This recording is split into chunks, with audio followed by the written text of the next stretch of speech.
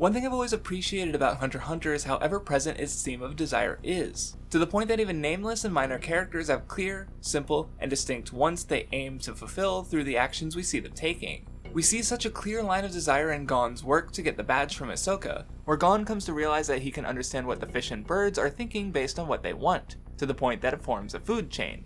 The fish went for the fly, the bird for the fish, then Gon for the bird. Similarly, his blind desires would have him taking the role of the fish in the upcoming exchange, where he went for the badge like it were a fly, leaving himself open to Garetta, who went for Gon like a hawk, who, like Gon earlier when watching the fish, had been sitting in the rear waiting for him to move after what he wanted, before Hisoka took advantage of the situation to make off with the most gain. Hunters hunt, and by the rules of the association, they have to chase after something, making it all too fitting when the only one to fail is Killua, a boy too controlled by his family to strive for any desires he might have outside of their domain. But that is just the impetus, the beginning. Desire is fundamental even in animals. If one has no desires, then they have nothing to reach for. But Hunter x Hunter spends much of its time examining the extremes, that of excessive desire. The examples I will primarily be discussing shown throughout the Yorknew and Greed Island arcs, each of which focus on one of the two main characters who are pushed by the strongest desires among the main four. Because while Yorknew ends with Gon, throughout it's just as much, if not more so, focused on Kurapika.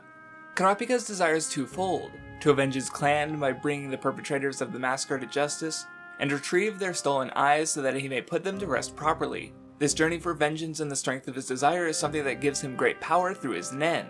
Nen can even mean desire. So in this series of hunters, it is a fitting name for a set of abilities that allow the characters to enforce their will on the world. As such, through putting one's life on the line, it can offer the strongest power of all, short of actual death, allowing a novice Nen user in the form of Kurapika to go toe-to-toe with members of the Phantom Troop, a collection of some of the strongest Nen users we've seen in the series yet. In killing Uvogin, he incites their wrath, pitting their desires against one another. The troop operates in Yorknew to steal from the auction house, but with Kurapika's interference, a second goal comes into focus as they aim to get their vengeance against that chained bastard, members conflicting with each other based on the individual weight they have in those desires. What I find interesting to consider about this conflict is how Neon's ability factors in, the poems offering a what if in their words of warning, allowing speculation on what might have been the unfolding course of events had the troop not taken more careful action. What's interesting to note is that while the deaths of Shizuka, Pakunoda, and Shalnark are rather set in stone, even the troop members note that if they go after Kurapika, his death won't be so absolute, the vague wording merely stating how he will be bloody by the end of things. While the troop members he'd killed would certainly leave him bloody by the time he was done with them, what I believe the poem to be implying is more evocative of the thematic failure that the characters all desperately fight against, as at the end of it, both sides in the conflict are brought to a halt by their mutual desires to keep their friends from harm. The troop unfalteringly goes along with Kurapika's words to save Crollo, Gon and Killua understanding their pain at losing comrades the most directly, both from seeing it through Nobunaga, and of course, feeling the same way themselves at the idea of losing their comrades. Because at the end of the day, Kurapika doesn't want to sacrifice his friends either. Both sides have their desires, but the troop who couldn't let either their heist or vengeance go lost the most, even if they gained the stolen treasures they did. While Kurapika killed only a fraction of the troop members he might have otherwise, and failed to get the eyes he sought to retrieve, he didn't lose anything either. But in the poems, lack of restraint informs an alternate future where Kurapika kills more of the troop, the blood on his hands being, as I would infer, that of his comrades. To charge into achieving one's desires with no restraint would increase the likelihood of success, but the cost of it would put everything else at risk. And the troop, acting to protect their comrades, showed that restraint first, changing the outcome for all of them. An excessive want for what one desires can be called greed. Some might even say greed is good, and going by that name, Greed Island would be a place where such extreme desire is rewarded. Succeeding in the game can grant just a handful of treasures from an immense selection of wonders. Interestingly, of the primary contenders, Gon, Genthru, and Batra, we come to know exactly what two of these challenges want from the game. The third remains an enigma because it doesn't matter. Where Yorknew explores desires restrained by a want not to lose anything, Genthru's specific wants do not matter. All that matters is that he and his comrades want to win. Everything else be damned. The specific lack of context is meant to highlight his methodology over what he might actually want from clearing the game. Genthru is greed, his brutal methods and power allowing any others outside of his group to be sacrificed. Even Sisgera's forces cannot stand up to him properly. When Gon hears of the bomber, he's told that the players of the game see him as the epitome of what the game of death wants from its players. Greed Island seemingly rewarding the greed of this man with so few standards. Gon rejects that notion, not because he is Genthru's counterpoint. That role is filled by Batra, who gives away everything he has with the intent to live quietly and humbly with the one he loves. His desire is strong, but ultimately it's not enough, and the love of his life dies before the game can be completed. Much like the 100 exams, Greed Island can only be beaten by someone who wants to complete it, leading to Batra's contradiction. The one who wants to beat it most of all, perhaps even more than Genthru and Gon, is Batra. Yet Batra is not a Nen user. At the end of the day, he could not fulfill his own desires. Nen is a power that enforces one's will on the world for desires, yet Batra is not capable of this ability, paying others to do it for him. And yet those others, as strong as they were not fighting to beat the game or make off with its unique prizes, since those were meant for Batra. They would only walk off with money, something they could not only get anywhere, but as shown, it was something they would get whether or not they succeeded or failed. Willing to offer everything, what Batra had to give was, ironically, worth nothing.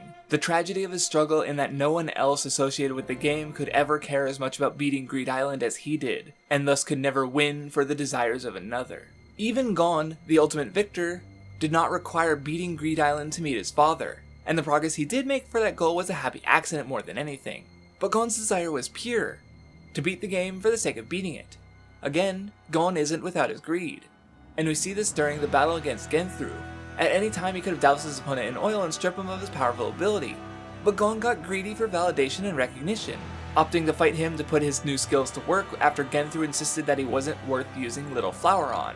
It's a course of action that evokes his battle against Hanzo in the Hunter exam, where he wanted a fair way to challenge him without having an advantage or being condescended to, in spite of Hanzo's overwhelming power.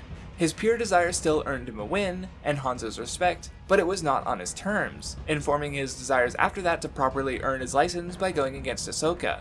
But against Genthru, it was different, because after fighting to meet that goal, stacking up to Genthru and earning his fear and respect, he was satiated. Against Hanzo, Gon was greedy because his desires could not be reasonably met.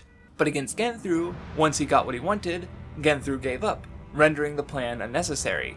But Genthru was greedy. Even seeing and fearing Gon's strength, he took advantage of his naivete, crippling him with the intent to kill so that he could walk away with everything. But in that greed, he underestimated his opponent, who up until then had been fighting for his greed rather than for his desire to beat the game.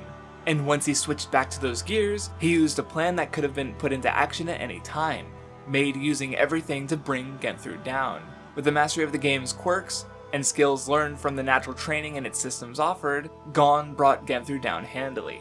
Genthru turned Greed Island into a game of murder, but Gon refused to stoop to his level, going into the battle with 6 Breath of the Goddess cards prepared just in case. Greed Island was a game where, be it monster or another player, death was a very real possibility, on some level expected by all players. The mechanics even believed to be promoting murder at high levels of play, but after defeating Genthru and getting all 99 cards, the true nature of the game was revealed, one that very much evoked Jing's words of appreciating those little detours. Murder and death might get a player to those last few cards, but they can't steal knowledge of the world those cards came from.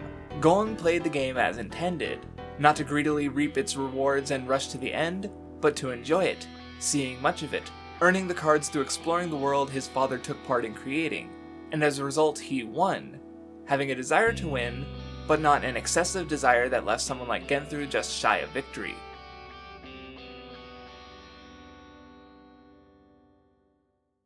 I would like to thank my patrons, Brian Nesseth, Thanks Nitrorad, Dojo32161, Mr. Cynical, Muhammad Akeem, Flarbu, Justice Man, Gloogle, Sam Bellmeyer, Brorike, Offline But Not, Tengoon, and Bayanort. Thank you for watching.